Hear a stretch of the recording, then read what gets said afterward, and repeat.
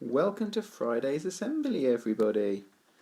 We're finishing off our Keeping Safe theme for assemblies this week with a story called Be Careful Barney, about a fox. And Be Careful Barney is written and illustrated by Lucy Barnard, and it's published by QED Books. I wanted to share this one with you because I think it's got some good links to our safety assembly from the RNLI yesterday.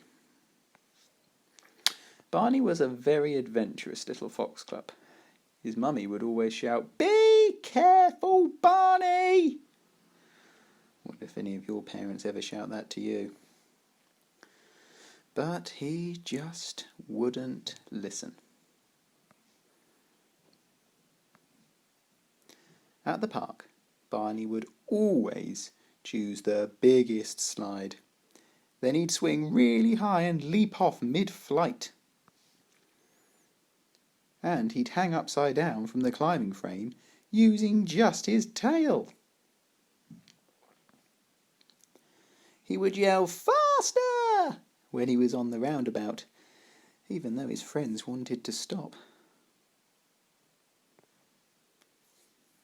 When Barney's favourite dinosaur toy was put on the top of his shelves, he decided to try and reach it all by himself. Well, can you guess what happened?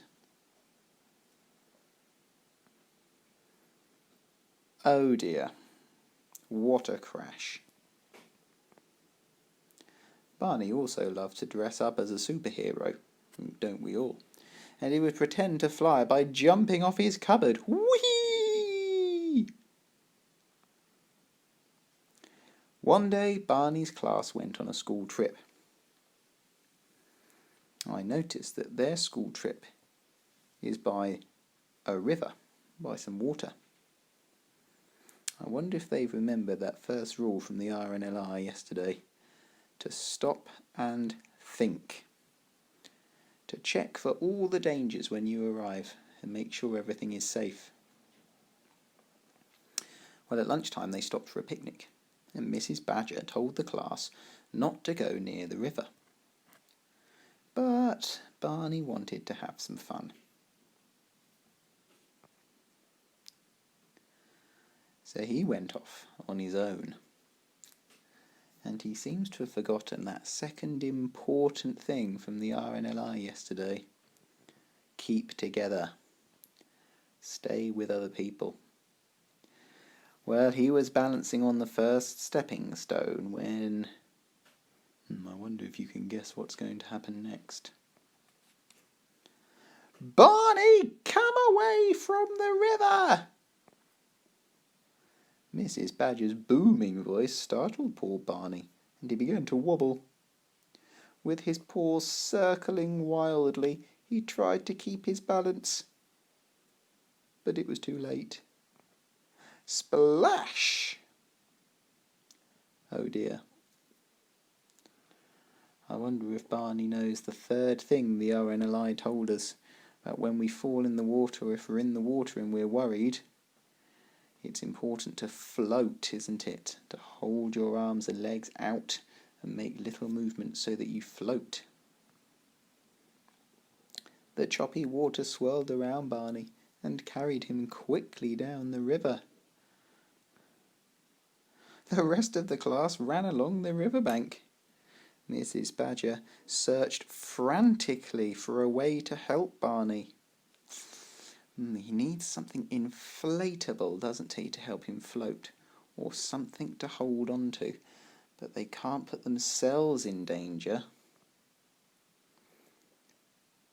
Suddenly Barney heard a roaring, crashing sound. It was getting louder and louder. I hope Mrs. Badger and her team have remembered that at this stage we really should have called 999 for help and asked for the lifeguards. He was being swept straight towards a waterfall. Can you see what Trevor the Hedgehog is thinking here? "Barney, grab hold of this," Trevor said, holding out a long, leafy branch. Barney managed to grab hold of it just in time. Mrs. Badger and the rest of the class pulled the very wet little fox cub back onto dry land. Phew! At home time, Mrs. Badger told Barney's mummy what had happened. "Oh, Barney," said Mummy, giving him a big hug. "Do you promise to be more careful?" "Yes, Mummy," promised Barney.